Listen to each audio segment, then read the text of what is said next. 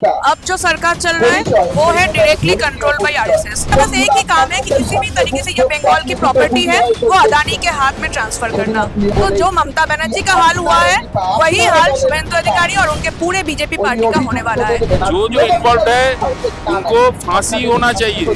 पश्चिम बंगाल का एक ही सूर, जस्टिस फॉर बारुईपुर। तो लड़की मुसलमान थी इसीलिए नहीं हुआ, अगर वो हिंदू रहती अभी तक बुलडोजर चल जाता। देखिए, जैसे कि हम सब लोग जानते हैं, बारुईपुर में एक 12 साल की लड़की के साथ शारीरिक दुर्व्यवहार हुआ है और उसके बाद उनका मृत्यु हुआ है। तो पीछे देखिए आप, ये जो कांग्रेस यूथ का प्रोटेस्ट चल रहा है, क्योंकि पश्चिम बंगाल में बीजेपी सरकार आने के बाद 2 महीने के अंदर ऐसी घटना हुई। एक बार नहीं, 2-3 बार ऐसी घटना हुई। और ये जो फैमिली है उनका ये कहना है कि पुलिस पहले तो ये जो एफआईआर है, एफआईआर के लिए तैयारी नहीं थे, पुलिस बहुत ही इनएक्टिव थे। तो पश्चिम बंगाल में ऐसे ही चल रहा है सिस्टम के विरुद्ध आज प्रोटेस्ट चल रहा है, क्योंकि सिस्टम ठीक चलेगा तो पूरा पश्चिम बंगाल, पूरा स्टेट ठीक चलेगा। तो चलिए उन लोगों के साथ बात करते हैं और जानने की कोशिश करते हैं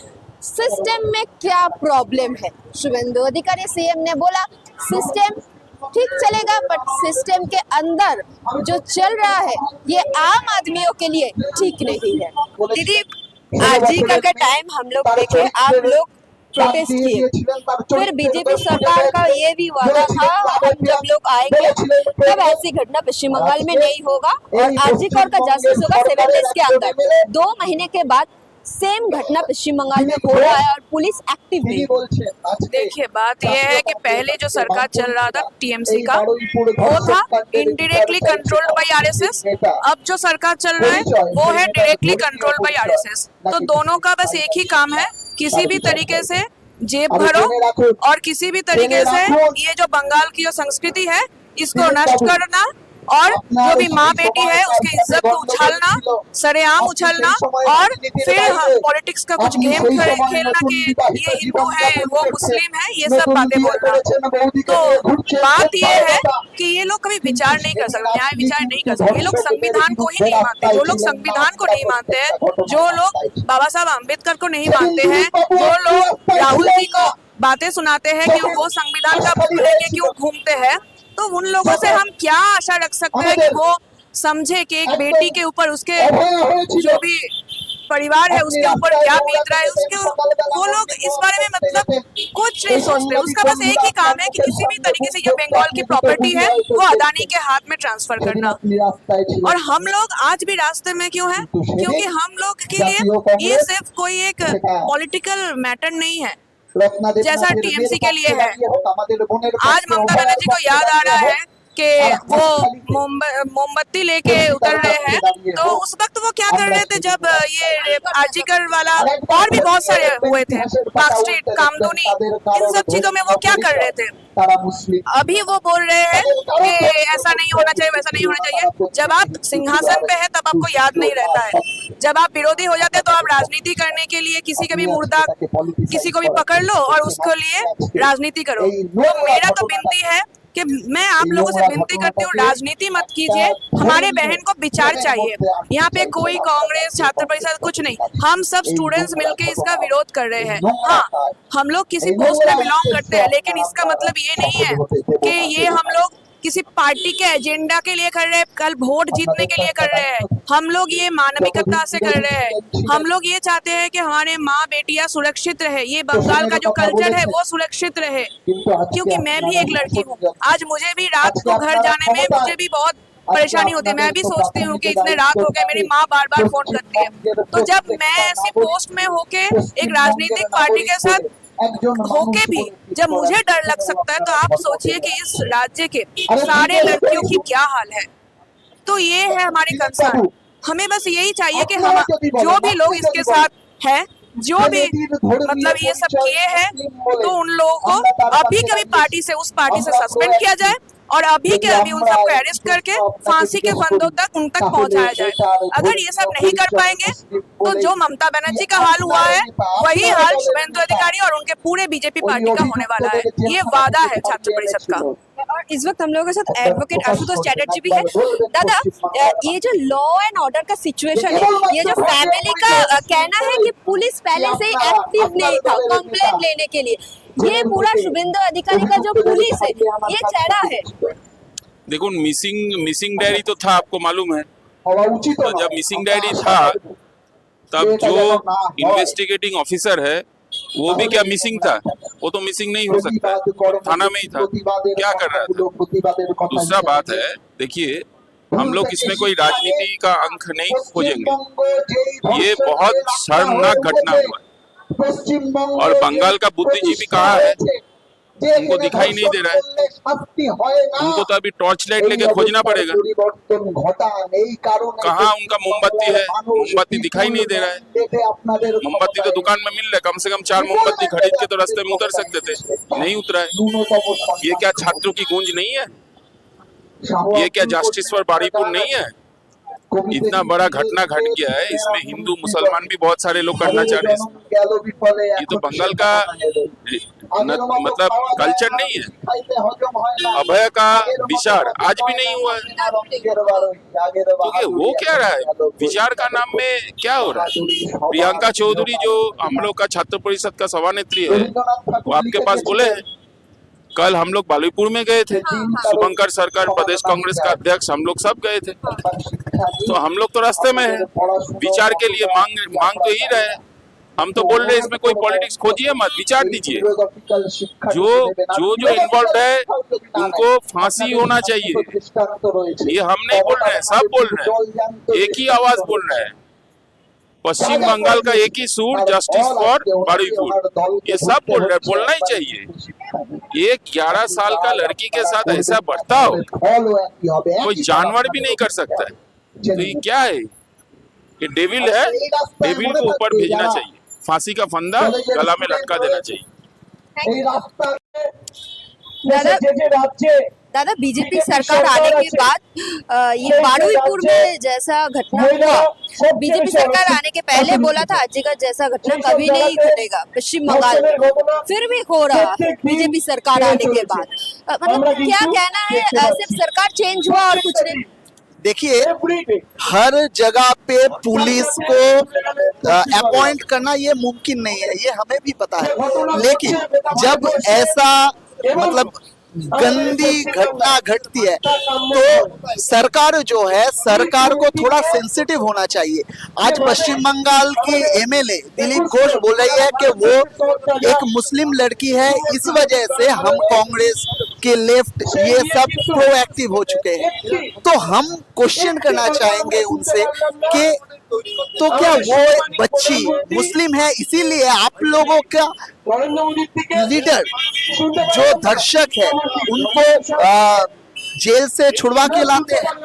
देखिए, थोड़ा सा सेंसिटिविटी पश्चिम बंगाल की लोग इन लोगों से उम्मीद करते हैं, इसीलिए उन लोगों को पश्चिम बंगाल के लोग क्षमता में लाया है। वो लोगों को मैंडेट दिया है, उनसे इतना तो मतलब बनता है हमारा ये सेंसिटिविटी, उनसे तो हम उम्मीद कर सकते हैं। लेकिन भाजपा है अपनी जगह पे।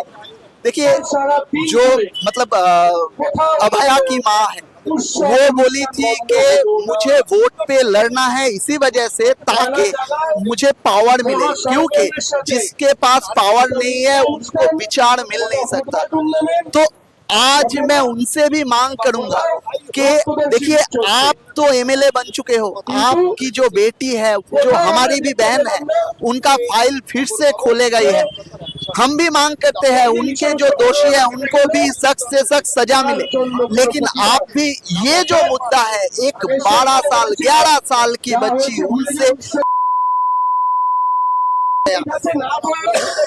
आप ये जो मुद्दा है ये लेके अगर जरूरत पड़े तो पश्चिम बंगाल के आवाम के होकर आप अपने सरकार के खिलाफ भी लड़ेंगे।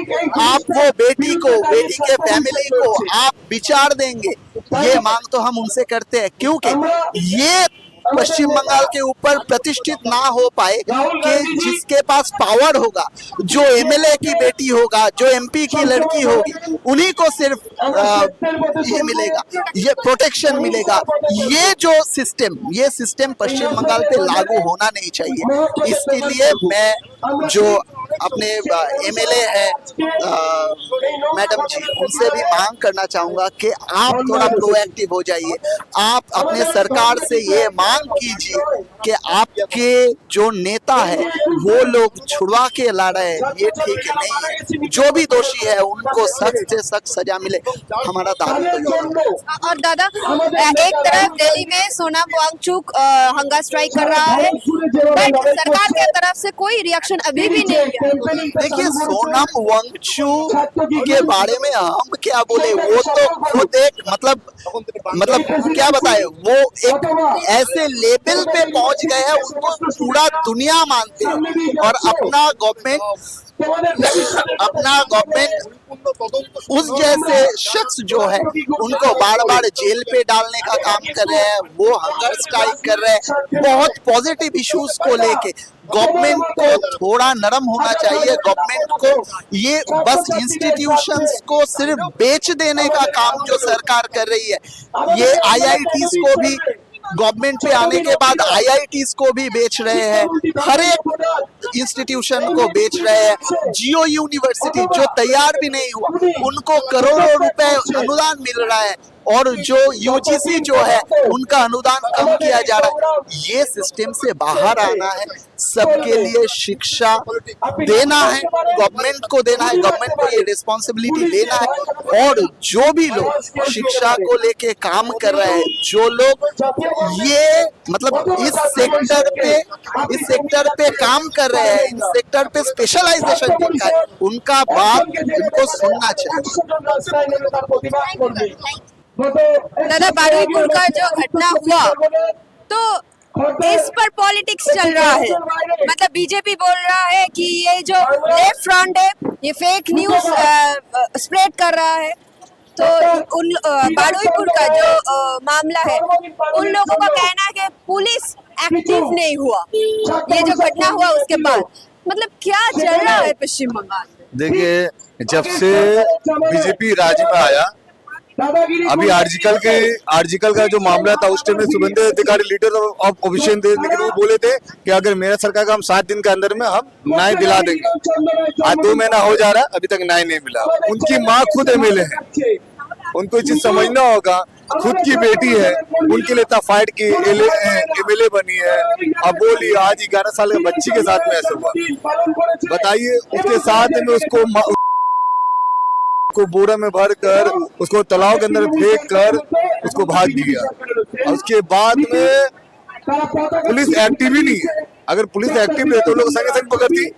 शुभेंदु अधिकारी अपने स्पीच में बोले थे कि हम अगर ऐसा कुछ भी रहा तो रात तक 7 घंटे के अंदर में उसको हम ही कर देंगे, लेकिन अभी तक कोई एक्शन नहीं, कोई तरह कुछ नहीं। पुलिस अगर एक्टिव रहती तो फिर लोग क्यों सड़कों में आते, लोग क्यों आपत्ति करते? इलाहाबाद लेफ्ट का हम लोग क्या बोलते हैं, कांग्रेस को बोलते हैं।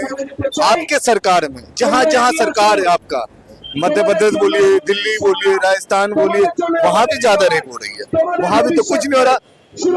बीजेपी का तो ट्रेंडिंग फॉर्म है, मतलब जो लोग रेपी होगा ना, लोग को जब निकले ना जेल, तो लोग को माला पहनाता है। ये लोग का विचारधारा है। तो आप लोग हिंदुस्तान के आवाम को क्या समझ के रखे हुए? क्या वो लोग का क्या दिमाग नहीं है? पब्लिक सब देख रहा।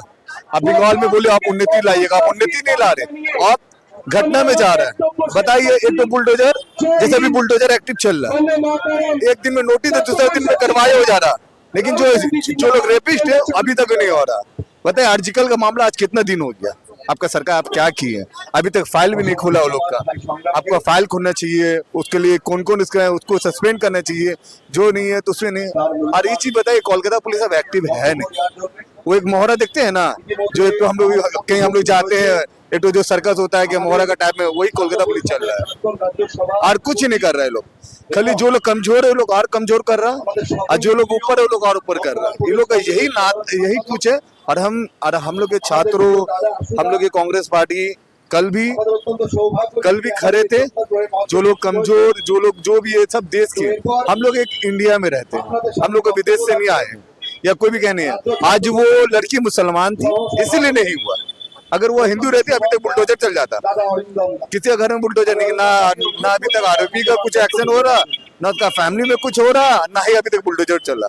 आज तीसरा दिन हो रहा लेकिन अभी तक कोई नहीं। आज संबंधित अधिकारी है, अभी 1-2 दिन पहले देखिएगा जो हमारे जो डिप्टी सीएम है अमिताभ पॉल, उससे जब पूछा गया कि आपको मणिपुर के मालिक, तो बोलते मुझे नहीं पता। बोलते एक औरत हो के दूसरी बच्ची मासूम, हाँ लॉकर चटर्जी बोली कि मुझे पता ही नहीं। अब बताइए इस तरह का ये लोग अपने आप को गुमराह में, मतलब एक तो होता ना कि हम लोग बंगाल जीत लो बहुत जैसे चला, अमित शाह को ये लोग लेने सब कोई किए कल के दिन। लेकिन ये वाले बरेपुर के मामले में एक 11 साल की बच्ची, जाकर उसके माँ से पूछो, उसके बाप से पूछो, उसके रिश्तेदार से पूछो, वो लोग में क्या बीतती होगी। वो लोग अपना बच्चा खोया है। एक मासूम 11 साल की बच्ची के साथ में जो भी रेप हुआ ना, ये बहुत कंडम है और हम लोग इसको कंडम करते हैं। और हम लोग आज भी सड़कों पे और आगे भी सड़कों पे रहेंगे और हम लोग इसको इंसाफ दिला कर रहेंगे। जय हिंद, वंदे मातरम। ये जो पुलिस का मामला है, ये केस में पहले तो ये परिवार का बात है कि पुलिस एक्टिव नहीं हुए इस मामले में। तो ये जो पार्टी चेंज हुआ पश्चिम बंगाल में, फिर पुलिस तो इनएक्टिव ही रहेगी। पुलिस आपको ऐसे सिचुएशन में आपको कहीं देखने को नहीं मिलेगा। पुलिस लोग मिलेंगे आपको जब वो फैमिली जो था जब रिपोर्ट करने के लिए थाना में गया कि मेरी बच्ची नहीं मिल रही है, लापता है, तो पुलिस कहते हैं कि ठीक है जाते हैं, हमारे पास अभी फोर्स नहीं है। तो ये देखते देखते बहुत देर हो चुका था जिसका वजह से ये घटना हुआ। तो पुलिस आपको देखने को मिलेगा, आपको सिग्नल में मिलेंगे, बाइक वालों को केस देते हुए दिखने को मिलेंगे। जो सिचुएशन फेस कर रहा है, जो गुंडागर्दी जो हो रहा है देश में, मगर बंगाल में, वहाँ पे पुलिस पहुंच नहीं पाती है। पुलिस पहुंच पाती है ट्रैफिक का सिग्नल के पास, जहाँ पे वो लोगों से केस दे करके 200-400 रुपया 500 रुपया के लिए बस वो करते हैं ऐसा काम। आज मगरबी बंगाल में देखा गया है कि जो हुकूमत जो पहले था उसके दौरे हुकूमत में आर्टिकल में इतना बड़ा जो घटना होता है, उसके बाद दिल्ली की तरफ से सेंट्रल फोर्स वहाँ पे उतारा जाता है। सेंट्रल फोर्स के रहने के बाद भी आर्टिकल में देखा गया कि एक CISF फोर्स था जो एक वो भी इसी तरह का दरिंदगी वाला काम करता है। फिर उसके बाद देखा गया है कि बंगाल में इलेक्शन के बाद जो है CISF के रहते हुए, सेंट्रल फोर्स के रहते हुए, कोलकाता पुलिस के रहते हुए भी बंगाल का पुलिस कहता है कि हमारे पास फोर्स नहीं है। और जब पब्लिक का गुस्सा भड़कता है तब सेंट्रल फोर्स आकर के वहां पर के एक्शन लेती है।